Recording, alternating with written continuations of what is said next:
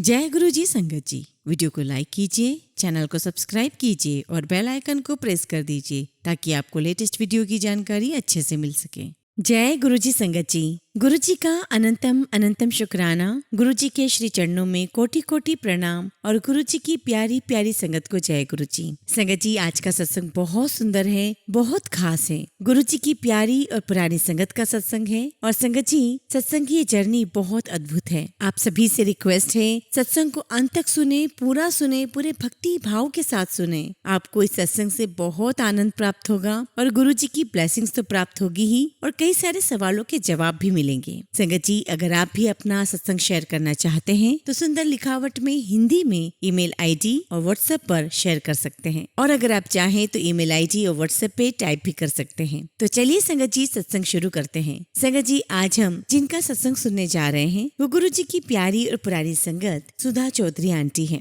जय गुरु जी, शुक्राना गुरु जी। सारी संगत को जय गुरु जी। गुरु जी का बहुत बहुत शुक्राना कि उन्होंने मुझे आज के सत्संग के लिए चुना, क्योंकि संगत जी, गुरु जी की महिमा का बखान करना या उनकी महिमा के लिए शब्दों का चयन करना हमारे बस की बात नहीं है। ये तो स्वयं गुरु जी महाराज हाथ पकड़ कर स्वयं कराते हैं। गुरु जी को बहुत बहुत प्रणाम और गुरु जी की आज्ञा से आज का शुक्राना सत्संग में शुरू करती हूँ। संगत जी, जिस दिन मुझे गुरु जी महाराज ने बुलाया वो दिन मेरी लाइफ का सबसे भाग्यशाली दिन था, जब आपने एक मैसेज भिजवाया कि सुधानो बुलवाओ। संगत जी, जब मैं गुरुजी महाराज के दरबार में आई तब मुझे वहाँ का डिसिप्लिन नहीं पता था, वहाँ का डेकोरम नहीं पता था। और संगत जी, जब मैं गुरुजी के दरबार में आई तो गुरुजी ने मुझे देखते ही कहा, सुधा तू आ गई। और संगत जी, मैं इतनी सरप्राइज्ड हुई और मैं देखती रह गई कि गुरुजी को कैसे पता मेरा नाम। और संगत जी, उनका टोन इतना फैमिलियर था कि मुझे लग रहा जैसे कोई अपना ही मुझसे पूछ रहा हो। फिर मैंने साइड में एक संगत बैठी जो मुझसे फैमिलियर थी, मुझे लगा उन्होंने बताया होगा। लेकिन संगत जी, मुझे कुछ दिनों में समझ में आ गया कि गुरुजी को किसी को कुछ भी बताने की आवश्यकता नहीं है। गुरुजी तो स्वयं जानी जान है। और संगत जी, मैं बहुत बहुत ब्लेस्ड फील करती हूँ। गुरुजी महाराज का शुक्राना करती हूँ कि आपने मुझे अपनी संगत में चुना। मैं यही अरदास करती हूँ गुरुजी महाराज कि जिस प्रकार से आपने मुझ पर, मेरे परिवार पर ब्लेसिंग्स दी हैं, वैसी सारी ब्लेसिंग्स सभी संगत पर बरसती रहे। संगत जी, जब मैं गुरुजी के दरबार में गई तो जब गुरुजी ने मुझे कहा कि सुधा तू आ गई, उसके तुरंत बाद ही गुरुजी ने मुझे कहा कि सुधा, तेनु पता है कि तेरा कोई अपना नहीं है। और यहाँ तक कि संगत जी, गुरुजी ने मुझे मेरे सारे रिश्ते गिनवा दिए। माँ बाप, भाई बहन, पति पत्नी, बेटा बेटी, अड़ोस पड़ोस, कोई रिश्ता तेरा नहीं है। और संगत जी, गुरुजी ने मुझे उंगली से इशारा करते हुए संगत की ओर दिखाते हुए कहा कि ये संगत परिवार तेरा परिवार है, जो तेरे माड़े समय में, बुरे समय में काम आएगा। और संगत जी, मुझे इस बात की समझ बिल्कुल भी नहीं थी कि गुरुजी महाराज ने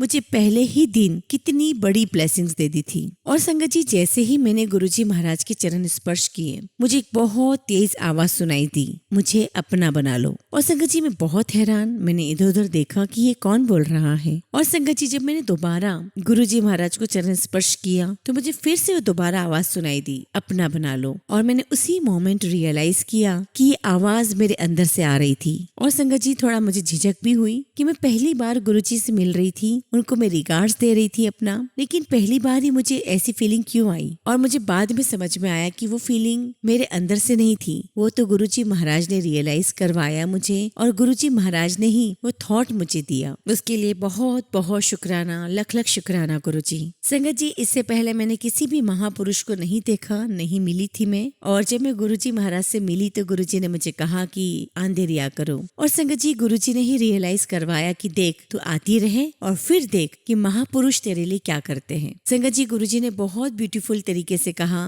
तू कभी महापुरुष नहीं देखी ना, तू आंधी रहे, देखते फिर महापुरुष तेरे लिए की करते हैं। और संगत जी, गुरुजी के शब्द मेरे दिलो दिमाग में छप गए। हालांकि गुरुजी ने बहुत कुछ कहा पर ये शब्द मेरे मन से नहीं निकले। और संगत जी, जैसे जैसे समय गुजरता चला गया, मेरी जर्नी आगे बढ़ती रही। मैंने गुरुजी की महिमा, उनका प्यार, उनकी काइंडनेस, उनकी ब्लेसिंग्स मुझ पर बरसती हुई देखी। गुरुजी, आपसे यही अरदास है कि आपकी ये ब्लेसिंग्स, आपकी कृपा हम सब पर ऐसे ही बनी रहे। आप अपने आशीर्वाद से हमें ऐसी संगत बनाओ जिस पर आप फक्र कर सको, जिस पर आप नाज कर सको। गुरुजी, मैं आपका शुक्राना करती हूँ कि आपने मुझे ये मौका दिया कि मैं सबके साथ आपकी महिमा का व्याख्यान कर सकूं कि मेरा रब कैसा है। और संगत जी, जब गुरुजी ने मुझे कहा कि तू आंधी रहना, उसके बाद ऐसा लगा कि मेरा एक एडिक्शन हो गए हैं गुरुजी। बस कुछ भी याद नहीं रहता था। शाम को बस एक ही चीज याद रहती कि बस शाम हो गई है, गुरुजी के पास जाना है। और संगत जी, जब मैं गुरुजी महाराज के दरबार में जाती तो एक समय के बाद मैं अपनी आंखें बंद करके बैठ जाती, क्योंकि संगत जी जब शब्द कीर्तन खत्म होते, संगत खत्म होती,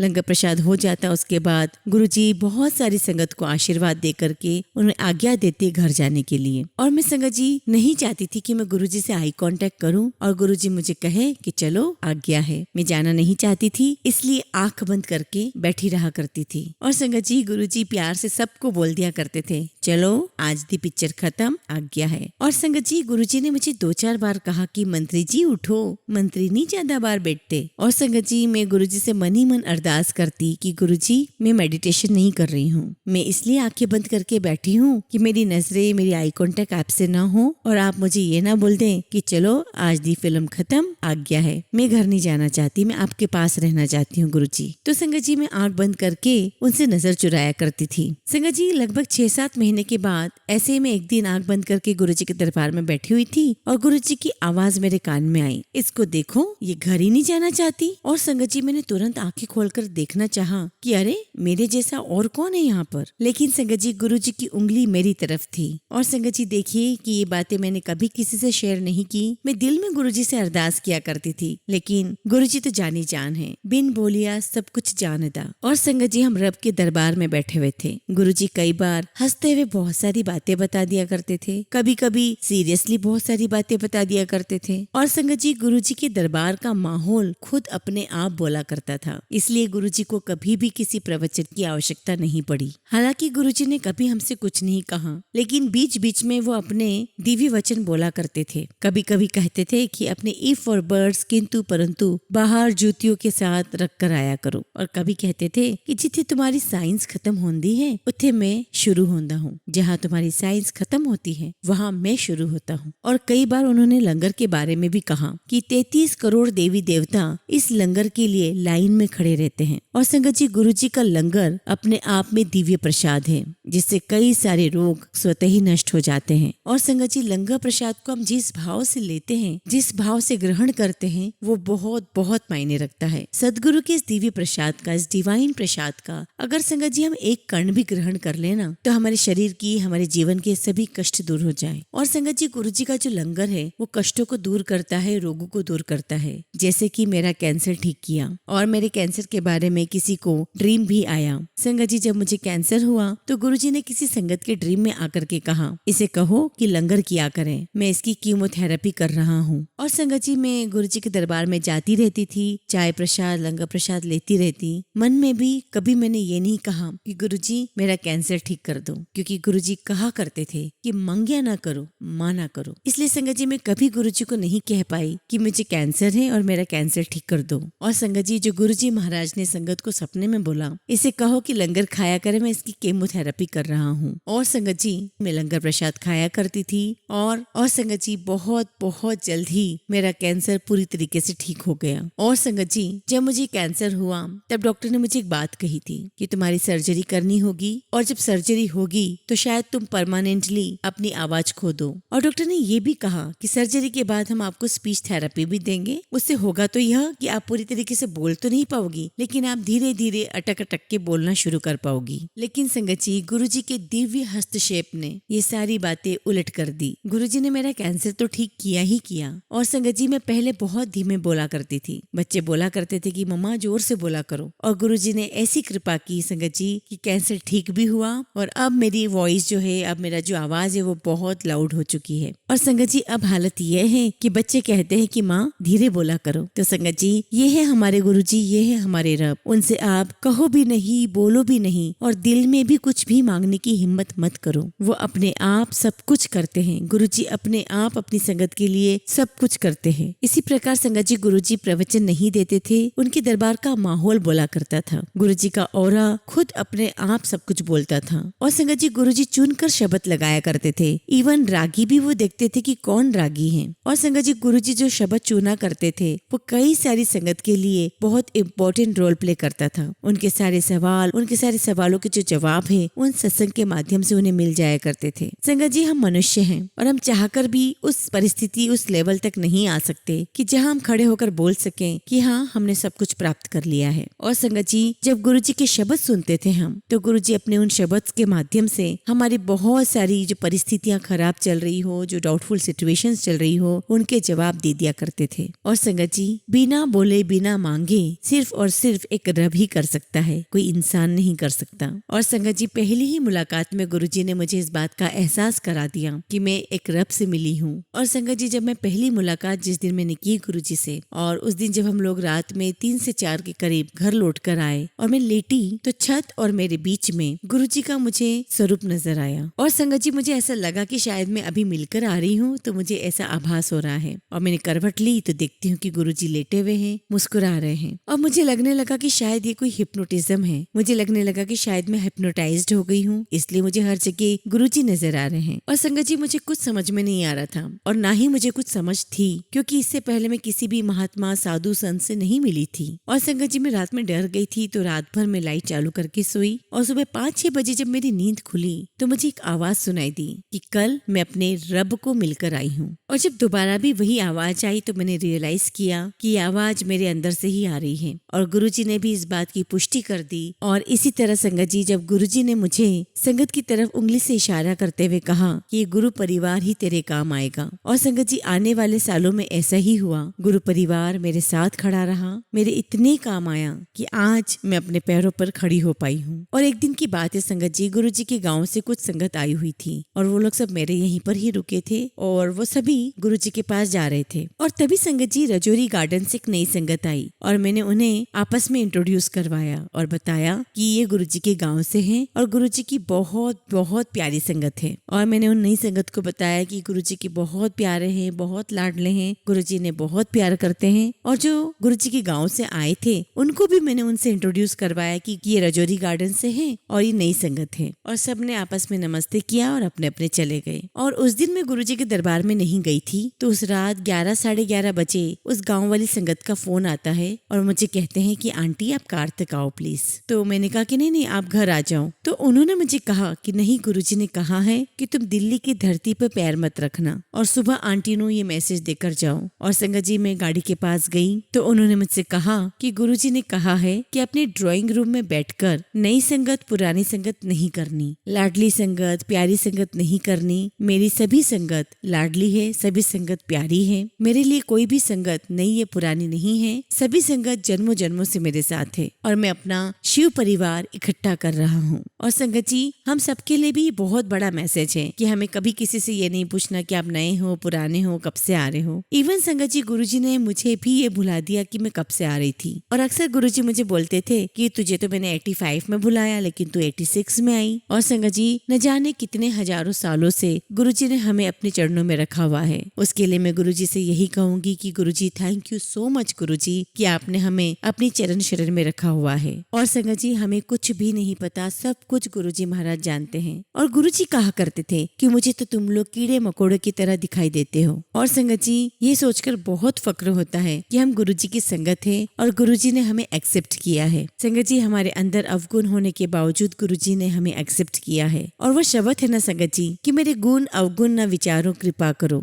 और संगत जी, गुरुजी तो बिन बोले ही सब कुछ कर देते हैं। जिस प्रकार से संगत जी गुरुजी ने बिन बोले ही मेरा कैंसर ठीक किया, उसी प्रकार से मेरे केयर टेकर की वाइफ का भी कैंसर ठीक किया गुरुजी ने। और संगत जी, हम लोग गुरुजी के दरबार में जाया करते थे और मेरी केयर टेकर की जो वाइफ है उसे कैंसर डायग्नोस हुआ और डॉक्टर ने उसे 1 महीने का टाइम दिया था। यहाँ तक कि संगत जी, डॉक्टर ने उसे कीमोथेरेपी करवाने के लिए भी मना कर दिया था क्योंकि वो बहुत कमजोर थी। तो मैं उसे लेकर के गुरुजी के दरबार में आया करती थी। और एक दिन संगत जी, गुरुजी ने मुझे कहा कि बड़ा मंदिर खोल दिया है, तो 4 आंटी को लेकर के वहाँ सेवा करने जाया कर। तो संगत जी, मेरे केयर टेकर की वाइफ को मैं अपने साथ बड़े मंदिर ले जाया करती थी। और संगत जी, वो इतनी कमजोर थी कि वो ज्यादा चल नहीं पाती थी। बड़े मंदिर की गेट से वो जब अंदर आती तो बहुत थक जाती थी। और आज जहाँ गुरुजी का समाधि स्थल है वहाँ पर पहले लोन हुआ करता था, तो मैं उसे वहीं बिठा दिया करती थी। तभी वहाँ पर एक संगत आंटी आती है और वो मुझे कहती है कि तुम तो कह रही थी कि इसे डॉक्टर ने कहा है कि ये 1 महीने से ज्यादा नहीं रह सकती, लेकिन देखो कुछ ही दिनों में तो ये तो लाल सेब की तरह हो गई है, ये तो थोड़ी सी हेल्दी भी हो गई है। तो मैंने कहा कि हाँ, आप बिल्कुल सही कह रहे हो, इसकी हेल्थ में इम्प्रूवमेंट तो आ आया है। और संगत जी अगले 2-3 महीने हम ऐसे ही जाते रहे और एक दिन मैंने देखा कि वो वहाँ पर साफ सफाई कर रही थी। तो मैंने उनसे कहा कि अरे सुमित्रा आप बैठो आराम से, हम सफाई कर लेंगे। और संगत जी वो जितना हो सकती थी उतनी सफाई की सेवा किया करती थी, जिसका मतलब ये था कि संगत जी कि वो इम्प्रूवमेंट कर रही थी। एक दिन की बात है संगत जी कि हम गुरुजी के दरबार में गए, गुरुजी को चरण वंदना करके बस मैं उठने ही वाली थी, गुरुजी ने मुझे बहुत प्यार से कहा, फिर अपने ड्राइवर दी वाइफ का तो कैंसर भी ठीक करा लिया। और संगत जी आई वाज सरप्राइज और मैंने कहा हाँ जी गुरुजी। और गुरुजी ने बहुत प्राउडली एक स्माइल के साथ मुझे दोबारा वही बात रिपीट की। और संगत जी गुरुजी ने उसे 4 से 5 साल उसको नई लाइफ दी। और मैं मन में यही गुरुजी से अरदास किया करती थी कि गुरुजी इसके बच्चे भी छोटे हैं और अभी इसको बहुत सारी रिस्पॉन्सिबिलिटीज फुलफिल करनी है, इसे थोड़ी लाइफ और दीजिए, हो सके तो मेरी लाइफ में से इसको थोड़ी लाइफ दे दीजिए। और संगत जी ऐसा ही हुआ। अगले 5-6 साल गुरुजी ने उसको और लाइफ दी और उसकी बच्चियों की शादी हो गई, लड़के अपने जॉब पे लग गए, घर संभल गया उसका संगत जी। और उसके बाद संगत जी गुरुजी ने उसे फिर अपने श्री चरणों में बुला लिया। और संगत जी ये जीवन कौन दे सकता है सिवाय रब के, ये रब के सिवा कोई नहीं कर सकता। और संगत जी 84 में मेरी तबीयत ऐसी हो जाती थी, बैठे बैठे ही मैं बिल्कुल ही जीरो हो जाती थी मेरी एनर्जी। ऐसा लगता था कि बस मेरी एनर्जी माइनस माइनस में जा रही हो और इतनी एनर्जी कम हो जाती थी संगत जी कि मैं कुछ बोल भी नहीं पाती थी। मैं सब कुछ देखती थी लेकिन बोल नहीं सकती थी, न कुछ खा पाती न कुछ पी पाती। ऐसा लगता था बस जान ही खत्म हो गई हो। और संगत जी ये सिचुएशन कभी 2 घंटे रहती, कभी 1 दिन, कभी 2 दिन, कभी 1 हफ्ता और अपने आप ही फिर ठीक हो जाती। और संगत जी पर मुझे समझ में नहीं आता था कि मुझे क्या बीमारी है, बट कुछ होता था, ये मुझे लगता था कि कुछ हो रहा है, मेरी एनर्जी जीरो हो रही है। और संगत जी कई सालों तक मैं इस बीमारी से सफर होती रही पर मुझे समझ में नहीं आया, मुझे क्लू ही नहीं मिल रहा था कि क्या है। एक दिन मैं डॉक्टर के पास गई, डॉक्टर ने मेरा चेकअप किया और कहा कि हो सकता है कि आपकी शुगर अप एंड डाउन हो जाती है, इसलिए ऐसा होता है। मैंने शुगर टेस्ट करवाई तो संगत जी मेरी शुगर नॉर्मल थी और डॉक्टर भी कुछ भी डायग्नोज नहीं कर पाया कि मुझे क्या हुआ। ऐसे ही एक बार मैं गुरुजी के दरबार गई जहाँ पर बहुत बड़ा फंक्शन हुआ था। हम लोग सब बैठे हुए थे, शब्द कीर्तन हो गई, लंगर प्रसाद हो गया और उसके बाद गुरुजी हॉल में सबको डांस करवाया करते थे और मैं वहाँ दरबार में बैठी थी और जब डांस का फंक्शन खत्म हुआ और उसी वक्त सडनली संगत जी मेरी और गुरुजी की नजरें मिली और मुझे ऐसा लगा कि जैसे गुरुजी ने मुझे बहुत ध्यान से देखा हो। और संगत जी उसी समय मेरी एनर्जी जीरो हो गई, खत्म हो गई। और संगत जी मैं वहीं पर गिर गई और कुछ देर के बाद किसी ने मुझे हिलाया और मुझे कहा कि आंटी कॉफी पियो। और जो संगत थी संगत जी उन्होंने मेरे कानों में आकर के कहा कि आंटी गुरुजी ने आपको देखा, कॉफी मंगाई, उन्होंने पी और कहा कि आंटी को पिला दो। संगत जी मेरी एनर्जी जीरो हो चुकी थी और मैंने बहुत मुश्किल से गुरुजी महाराज का दिया हुआ कॉफी प्रसाद पिया। और संगत जी वो दिन का दिन है और आज का दिन है, मुझे कभी वैसा फील नहीं हुआ और मेरा एनर्जी लेवल अब बिल्कुल नॉर्मल है। और संगत जी मुझे गुरुजी महाराज पर इतना यकीन है कि जो भी होगा, जैसा भी होगा मेरी लाइफ में, वो गुरुजी महाराज की कृपा से बहुत अच्छा होगा। मुझे उनसे कुछ भी मांगने की आवश्यकता नहीं है। संगत जी गुरुजी की असीम कृपाओं का कोई अंत नहीं है, कोई अंत नहीं है। संगत जी मेरी डॉटर हॉस्टल में रहा करती थी और वो हमेशा से चाहती थी कि उसके फ्रेंड्स को भी गुरुजी की ब्लेसिंग्स प्राप्त हो।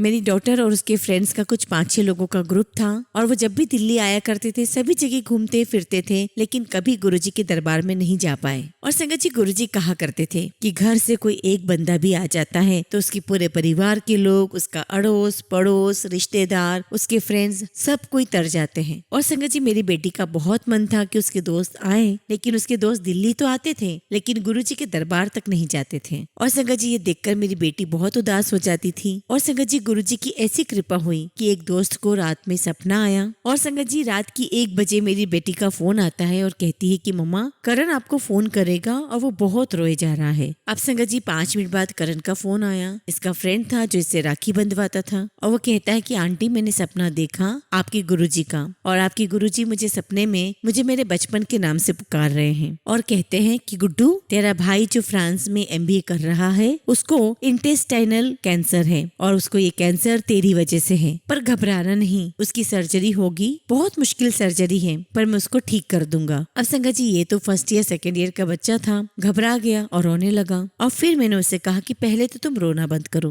तुम्हें गुरुजी के दर्शन हुए हैं, तुम्हें रब के दर्शन हुए हैं। And I said you are so blessed कि गुरुजी ने आपको दर्शन दिए हैं। सेकेंडली मैंने कहा कि गुरुजी ने दर्शन में आपको कहा कि आपके ब्रदर बिल्कुल ठीक हो जाएंगे, इसका मतलब गुरुजी ने आपके ब्रदर को भी ब्लेसिंग्स दे दी है, आप कोई टेंशन की बात नहीं है। लेकिन संगत जी वो बच्चा था, उसने कहा कि आंटी सुबह मेरी मम्मा से बात कर लेना। और संगत जी मैंने उसकी मम्मा से जब सुबह बात की तो वो बहुत आश्चर्य कर रही थी और कहने लगी कि आपको कैसे पता कि मेरे बेटे को इंटेस्टिनल कैंसर है, और करण को किसने बताया। फिर संगत जी मैंने उन्हें करण के सपने के बारे में बताया और उन्होंने मुझे कहा कि हमें भी कल ही पता चला है कि सौरभ बीमार है, उसके बड़े भाई का नाम सौरभ है। और फिर वो मुझसे पूछने लगी कि गुरुजी कौन है। और संगत जी मैं फिर शाम को उनको अपने साथ गुरुजी के मंदिर लेकर के गई। गुरुजी अपने कमरे में चेंज करने के लिए जा रहे थे। हम गुरुजी से मिले, बात हुई, नमस्ते हुई और मैंने कहा कि गुरुजी अपर्णा के दोस्त को कल रात को आपका सपना आया। और गुरुजी बहुत मजे से कहते हैं देखा फिर। और फिर गुरुजी कहते हैं कि हाँ इन्हां दा आजादपुर बिजनेस है, ड्राई फ्रूट दा बिजनेस है,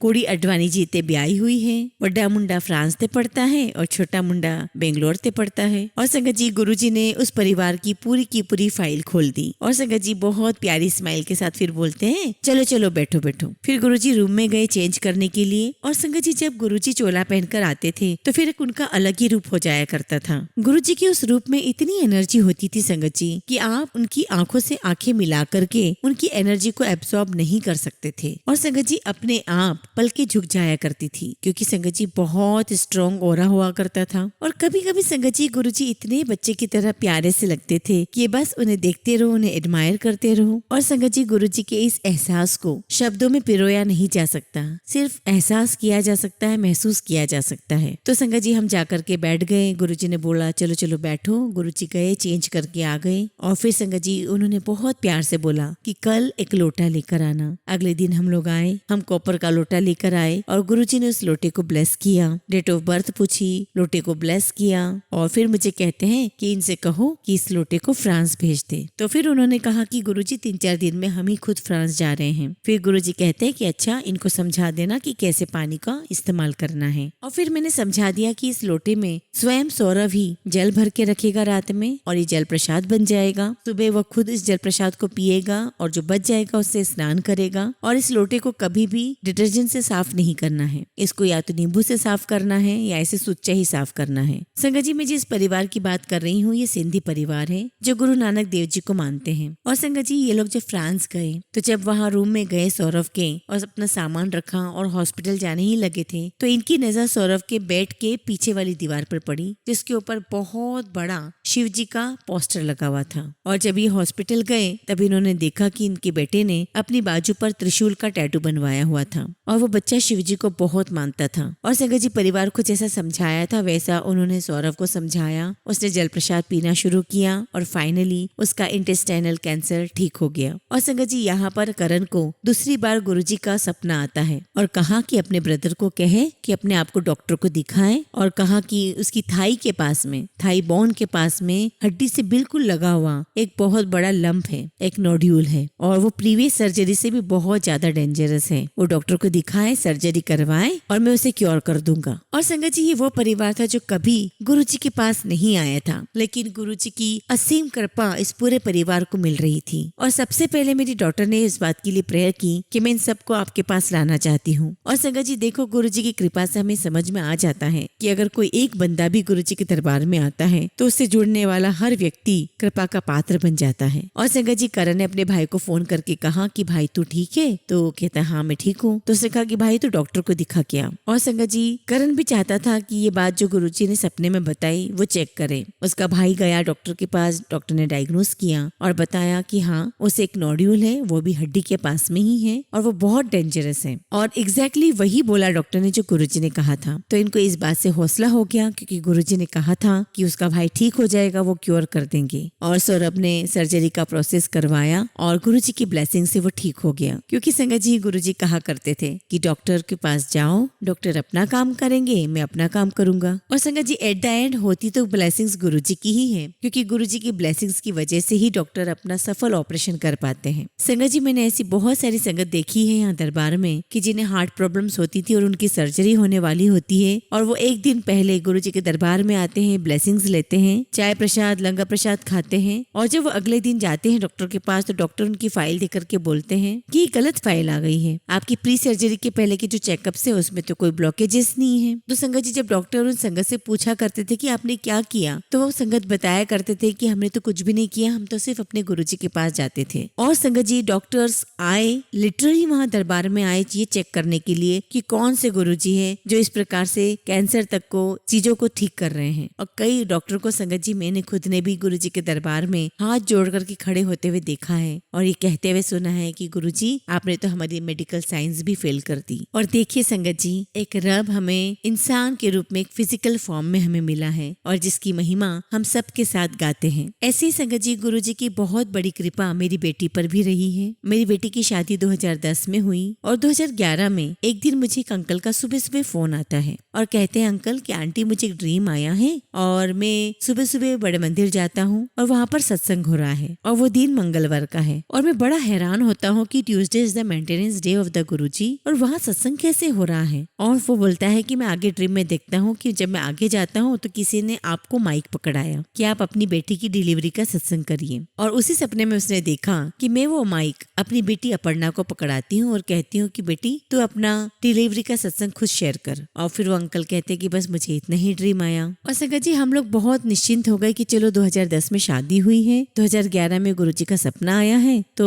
इसको भी बेबी हो जाएगा। लेकिन संगत जी अगले 5 से 6 साल उससे कोई बच्चे नहीं होते हैं। अब संगत जी मेरी बेटी बहुत अपसेट रहने लगी तो मेरी बेटी एक दिन मुझसे कहती कि माँ गुरुजी का क्या जाता है, महाभारत में कुंती को तो ऐसे ही पुत्र गुरुजी ने दे दिया था, उनका क्या जाता है कि मुझे भी एक बच्चा ऐसे ही गुरुजी दे दे। और संगत जी मुझे उसकी बात सुनकर के हंसी आ गई और मैं सोच में पड़ गई कि बच्चे कैसी कैसी बातें करते हैं। और संगत जी सेकंड थर्ड बात भी जब उसने मुझसे यही बातें रिपीट की तो मुझे लगा कि नहीं बात सीरियस है। तो मैंने कहा कि बेटा गुरुजी तो डायरेक्ट कनेक्शन बनाने के लिए कहते हैं, आप खुद अपने लिए गुरुजी से अरदास करो, प्रे करो और कहो कि गुरुजी आपने कुंती को ऐसे किया तो आप मेरे लिए भी ऐसा कर दो। अब संगत जी बात यहीं पर खत्म हो गई और कुछ दिनों के बाद गुरुजी का बर्थडे था और संगत जी वहाँ पर अपर्णा को डांस करने के लिए संगत ने कहा। उसने कहा ठीक है और मेरी बेटी अपर्णा ने वहाँ पर गुरुजी के सामने डांस किया और संगत जी मेरी बेटी ने वहीं पे परफॉर्म किया डांस और वहीं गुरुजी के सामने मत्था टेका। और जब भी मत्था टेकने जा रही थी तो इसने मुझसे घुंघरू लिए और अपने पैरों में बांधे और कहा कि आज मैं गुरुजी से बात करूंगी। और संगत जी